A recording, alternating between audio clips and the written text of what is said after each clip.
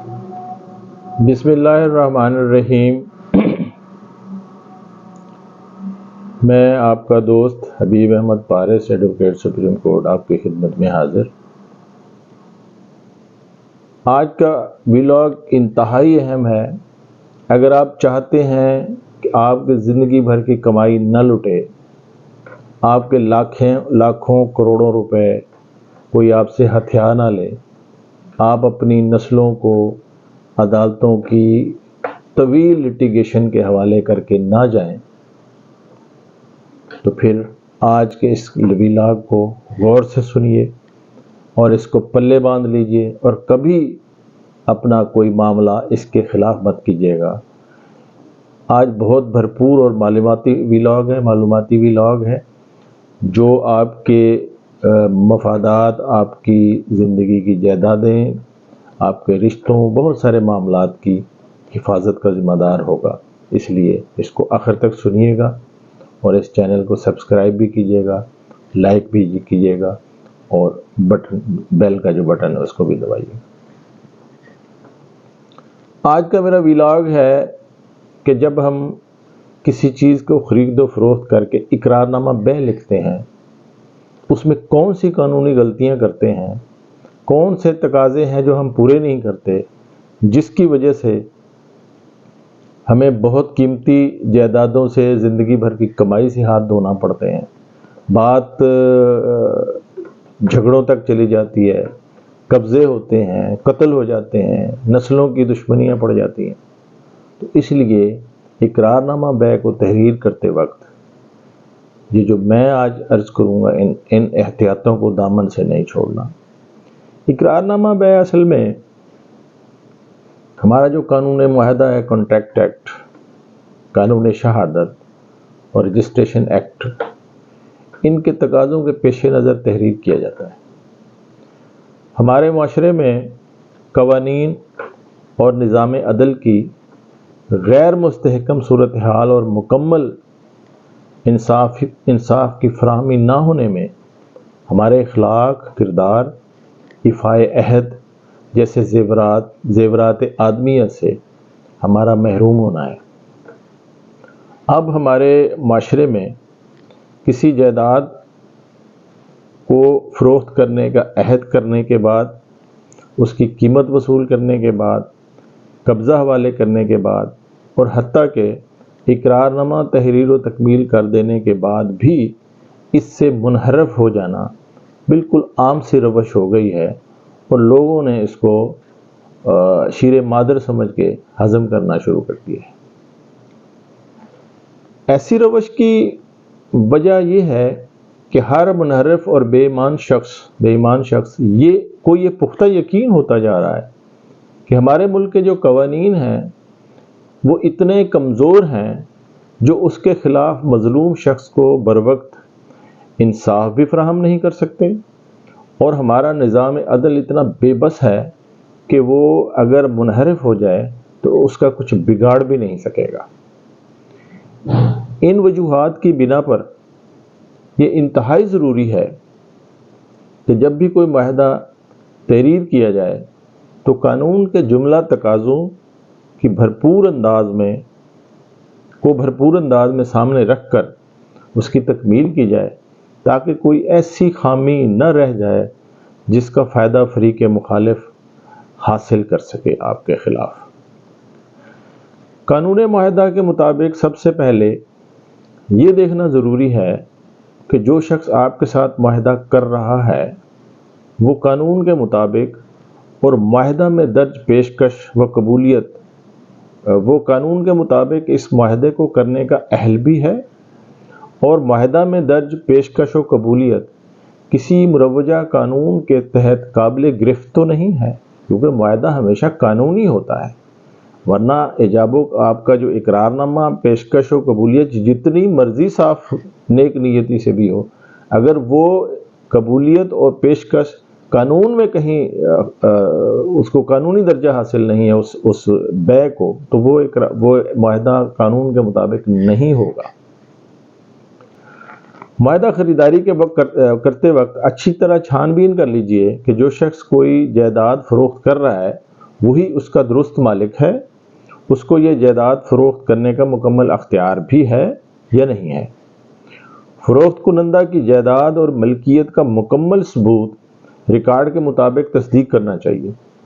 اور چھان بین کرنی چاہیے کہ یہ جائیداد کسی طور پر بھی زیر بار تو نہیں ہے، مثلا رہن رکھی ہوئی ہے، کہیں اس پہ قرضہ حاصل کیا گیا ہے، یہاں وہاں اس کے بارے میں کوئی عدالت میں کارروائی جاری ہے، کوئی اس کے مشترکہ حصے داران ہیں، تو یہ چیز چیک کرنے کے بعد سودا کرنا چاہیے۔ اگر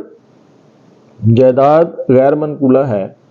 تو اس کی فروخت کی بابت پرچہ ملکیت بالکل جدید حاصل کرنا چاہیے، جس پر خصوصی طور پر یہ درج ہو کہ یہ ثبوت ملکیت بغرض بیع جاری کیا گیا ہے۔ مذکورہ ثبوت ملکیت کی بابت پٹواری ایک رپٹ درج کرتا ہے، اس کا رپٹ نمبر بھی اپنے اقرار نامہ میں تحریر کرنا چاہیے کہ یہ فرد ملکیت لی جو فلاں رپٹ کے تحت جاری ہوئی۔ اقرار نامہ بیع کی تحریر کے لیے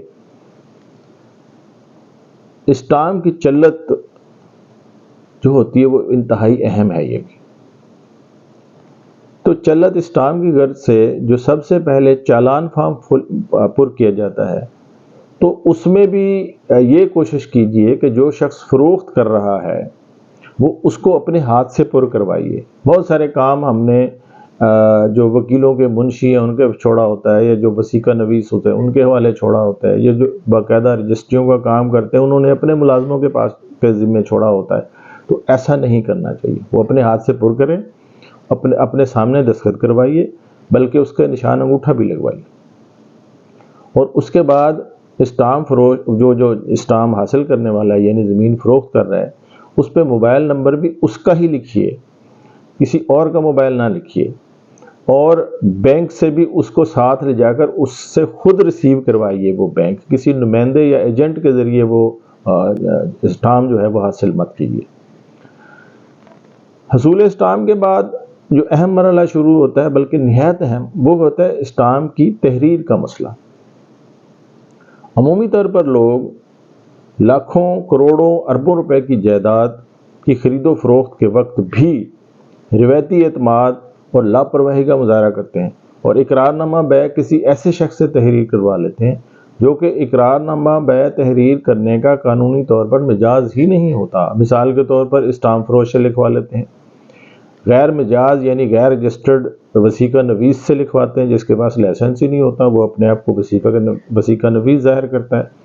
بلکہ اب تو کمپیوٹر آپریٹرز کے پاس ان کے اسپیسیمن موجود ہیں، وہیں سے پرنٹ نکلوا کے ایگریمنٹ کر لیتے ہیں، جس کی وجہ سے مقدمہ بازی کی صورت میں بے پناہ قانونی پیچیدگیاں پیدا ہوتی ہیں اور لوگ اپنی بھاری رقومات اور جائیدادوں سے ہاتھ دھو بیٹھتے ہیں۔ ضروری ہے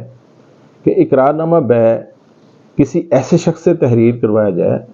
جو یا تو رجسٹرڈ وثیقہ نویس ہو۔ یاد رہے کہ وثیقہ نویسی کے جو لائسنس ہیں وہ عرصہ دراز سے جاری نہیں کیے گئے، لہٰذا اب اگر کوئی وثیقہ نویس بھی ہوگا تو اس کی پہلی تصدیق یہ ہوگی کہ وہ انتہائی ضعیف العمر ہوگا، اور اگر ایسا وثیقہ نویس موجود ہے جس کے پاس باقاعدہ لائسنس بھی ہے تو پھر اس کی تصدیق کے بعد اس سے اقرار نامہ بیع تحریر کروایا جا سکتا ہے، مگر یہ اپنی موجودگی میں اقرار لینا چاہیے، اور یہ بھی دیکھنا چاہیے کہ اس وثیقہ نویسی کے پاس دستاویزات کو تحریر کرنے کا ریکارڈ رکھنے کا رجسٹر موجود ہے جس میں وہ اس اقرار نامہ بیع کے بارے میں تحریر کرے، اور اس کی نقل بھی اپنے ریکارڈ میں رکھے تاکہ کل کو اس کو ریکارڈ سمیت بطور گواہ پیش کیا جا سکے۔ موجودہ دور کی قانونی پیچیدگیوں اور صورتحال کے پیش نظر سب سے بہترین صورتحال یہی ہے کہ اقرار نامہ بیع کسی تجربہ کار وکیل سے تحریر کروائیے۔ ہر دو صورت میں کہ آپ یہ اقرار نامہ بیع کسی وکیل سے تحریر کرواتے ہیں یا کسی لائسنس یافتہ وثیقہ نویس سے،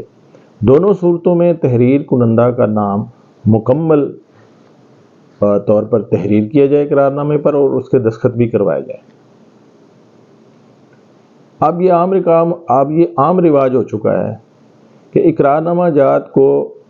بذریعہ کمپیوٹر تحریر کیا جاتا ہے، جبکہ اس کے آخر میں تحریر کنندہ وثیقہ نویس یا ایڈوکیٹ کا نام درج کر دیا جاتا ہے، حالانکہ اقرار نامہ بے ان کا قلمی تحریری نہیں ہوتا۔ اس صورت میں اگر اقرار نامہ بے بذریعہ کمپیوٹر تحریر کیا جائے تو اس کا خصوصی نوٹ دیا جائے کہ یہ اقرار نامہ ایڈوکیٹ یا وثیقہ نویس نے فریقین کی موجودگی میں بول کر تحریر کرایا ہے یا خود ٹائپ کیا ہے، جسے کمپیوٹر آپریٹر نے تحریر کیا ہے، اور کمپیوٹر آپریٹر کا نام بھی درج کرنا چاہیے تاکہ حسب ضرورت مذکورہ کمپیوٹر آپریٹر بھی اس امر کی شہادت دے سکے کہ اقرار نامہ بے اس کا تحریر کردہ ہے،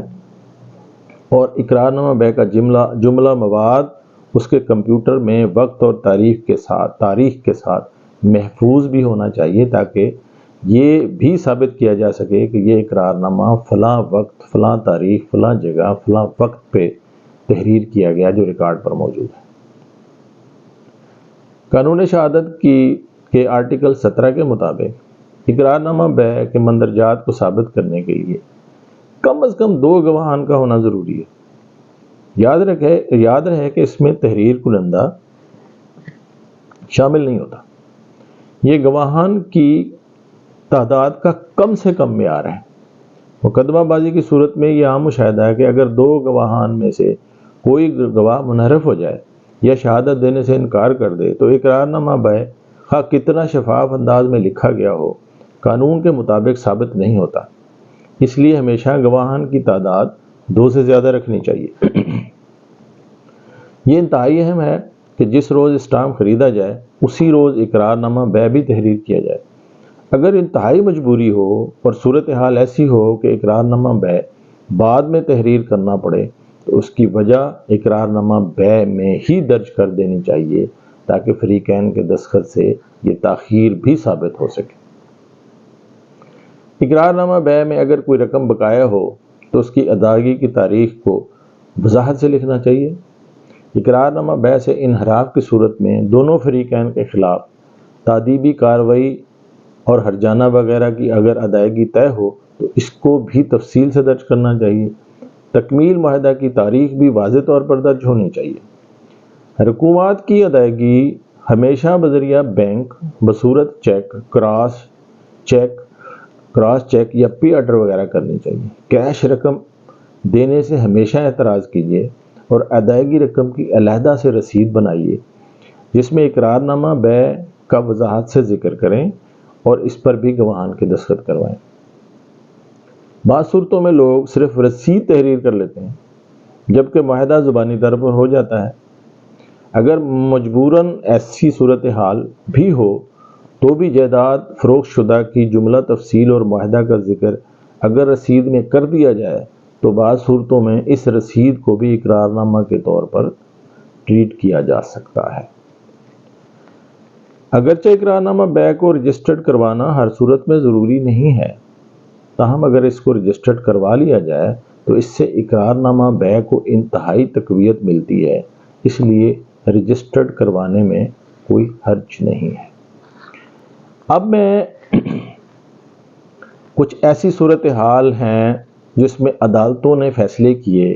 اور دعوے خارج کیے ان نقائص کی بنیاد پر کہ جو لوگوں نے کیے جیسے کہ میں نے کہے ہیں، تو اب یہ صورتیں بھی میں آپ کو بتا دیتا ہوں تاکہ آئندہ آپ کے ذہن میں رہے کہ آپ نے یہ غلطیاں نہیں کرنی ورنہ آپ کا دعویٰ ان کی بنیاد پر بھی خارج ہو سکتا ہے۔ اب ایسی ایک صورتحال ہے جہاں پہ جو حاشیہ کے 2 گواہ تھے وہ پیش نہیں ہوئے تو صرف اس بنیاد پر دعوے خارج ہو گئے۔ میں 2 ججمنٹس اس پہ ریفر کر رہا ہوں۔ یہ 2013 WIL آ رہا ہے پیج 903 اور 2006 CLC 571۔ ایک ججمنٹ ایسی ہے، ایک عدالت عالیہ کا فیصلہ ہے کہ اس میں جس شخص نے اقرار نامہ بے تحریر کیا وہ غیر لائسنس یافتہ شخص تھا، یعنی رجسٹرڈ یا لائسنس یافتہ وثیقہ نویس تھا، اس کے پاس لکھنے کی اتھارٹی لائسنس نہیں تھا، تو صرف اس بنیاد پر بھی دعویٰ خارج ہو گیا۔ یہ 2006 CLC پیج 571 میں ہوا۔ اب ایسا ہوتا ہے کہ اسٹامپ کی چلت کے وقت چونکہ ہم بے احتیاطی کرتے ہیں تو ایک کیس تھا جس میں جو اسٹامپ تھا، جس نے اسٹامپ چلت کیا تھا وہ اسٹامپ فروش نہیں تھا، اس صورت میں بھی صرف اس بنیاد پر کہ اسٹامپ جو ہے وہ اسٹامپ فروش نے چلت نہیں کیا تو یہ دعویٰ خارج ہوا۔ یہ کیس ہے 2012 MLD پیج 335 پر۔ ایک اور کیس ریفر کر رہا ہوں جس میں یہ تھا کہ اسٹامپ خریدنے اور اسٹامپ کو تحریر کرنے کی تاریخ میں فرق تھا۔ اس بنیاد پر بھی وہ جو دعویٰ تھا وہ خارج ہوا۔ یہ 2011 ہے YLR پیج 404 میں۔ اب جیسے کہ میں نے کہا کہ ہم کاہلی کا مظاہرہ کرتے ہیں، لاپرواہی کا، کہ اسٹامپ جو جائیداد فروخت کرتا ہے اس کو بٹھا کے چائے پلاتے ہیں اور اس کی جگہ ایجنٹ جا کے اسٹامپ خرید کر لاتا ہے۔ اگر ایسی صورت ہو، پہلے تو کرنا نہیں چاہیے، اگر ایسی صورت ہو تو پھر آپ کو وہ اسٹامپ لے کر آنے والے کو بھی بطور گواہ پیش کرنا چاہیے۔ یہ کیس لایا جس میں جو اسٹامپ خرید کر لایا تھا اس کو پیش نہیں کیا گیا تھا، اس بنیاد پہ دعویٰ خارج ہوا۔ یہ ہے 2011 YLR پیج 404 میں۔ ایک اور ججمنٹ ہے جس میں ایسا تھا کہ اسٹامپ ایک تاریخ کو کسی نامعلوم شخص کے نام سے خریدا گیا، یعنی وہ ظاہر ہی نہیں کیا گیا کہ کس نے خریدا ہے، جبکہ اس کو ایک اور تاریخ پہ لکھا گیا، تو صرف اس بنیاد پر وہ دعویٰ خارج ہوا۔ یہ PLD 2008 کوئٹہ صفحہ 1 پر موجود ہے۔ اب میں نے کہا جو اقرار نامہ لکھا جائے اس کی تاریخ وضاحت سے، تاریخ اور دن، تاریخ اور اس کا مہینہ اور سال وضاحت سے لکھنا چاہیے۔ اگر کوئی غلطی کریں گے، مثال کے طور پر ایک میں غلطی بتاتا ہوں کہ ایسا ہے کہ آپ مہینہ لکھ دیں کسی کا مگر تاریخ نہ لکھیں، تو اس پہ ایک سپریم کورٹ نے اصول طے کیا ہے۔ وہ یہ ہے کہ مثال کے طور پر ایک مہینہ لکھ دیں مگر تاریخ نہ لکھیں، تو پھر آنریبل سپریم کورٹ نے یہ ہولڈ کیا کہ وہ اس مہینے کی آخری تاریخ شمار ہوگی کہ اس دن یہ لکھا گیا، چاہے وہ پہلی تاریخ کو لکھا گیا ہو مگر تاریخ نہ ہو۔ تو ایک ایسا کیس تھا جس میں اقرار نامہ جو تھا اس پر صرف جنوری 1988 لکھا گیا اور دعویٰ دائر کیا گیا 17/2/1991 کو۔ اس اصول کے تحت جو اوپر میں نے بیان کیا، اس کے تحت اقرار نامہ کی تاریخ جو بنتی تھی، یعنی جس کو سمجھا جائے گا قانون کے مطابق، وہ بنتی تھی 31/1/1988 اور دعویٰ دائر ہو سکتا تھا 31/1/1991 تک، جو کہ دائر ہوا، جو کہ 29/1/91 کو دائر ہوا، 31/2/91 کو دائر ہوا، اور اس طرح سپریم کورٹ تک اس کو زائد المیعاد قرار دیا گیا کہ 1 مہینے کی تاخیر سے وہ دعویٰ دائر ہوا اور وہ خارج ہوا۔ اس لیے تاریخ اور مہینہ اور سال لکھنا انتہائی اہم ہے، اور اگر کوئی اومیشن ہو جائے تو اس پہ یہ پرنسپل ذہن میں رکھیے گا کہ پھر وہ اس مہینے کی آخری تاریخ شمار ہوگی، چاہے جس بھی تاریخ کو لکھا گیا اس مہینے میں۔ یہ ججمنٹ ہے 2011 PSC اور پیج ہے اس کا 50۔ اب ایک اور کیس لا ہے جس میں جو زر بے تھی، یعنی پیسے جو تھے وہ پہلے ادا کر دیے گئے اور اقرار نامہ بعد میں لکھا گیا۔ تو اس کا مطلب یہ ہے کہ اقرار نامہ بے بھی اسی وقت لکھا جانا چاہیے جس وقت ادائیگی کی جائے، یہ غلطی بھی نہیں کرنی۔ بہرحال یہ اس بنیاد پہ بھی دعویٰ خارج ہوا۔ یہ 2006 YLR ہے، پیج 2446 ہے۔ اسی طرح ایک اور ججمنٹ بھی ہے کہ تحریر کنندہ رجسٹرڈ وثیقہ نویس نہیں تھا، اس پہ بھی دعویٰ خارج ہوا 2006 CLC 1446۔ اور آخر میں بہت لیٹسٹ ججمنٹ میں دے رہا ہوں، اس کو پڑھیے، یہ آپ کے لیے بہت کارآمد ججمنٹ۔ یہ ہے 2023 SCMR پیج 744۔ اس میں جو دعویٰ تھا اقرار نامہ بے کی بنیاد پر، اس کو اس بنیاد پہ خارج کیا گیا کہ اقرار نامہ بے میں جو جائیداد ہے اس کی مکمل وضاحت موجود نہیں ہے اور وہ مبہم ہے۔ تو اس میں کہا گیا کہ یہ جو اقرار نامہ ہے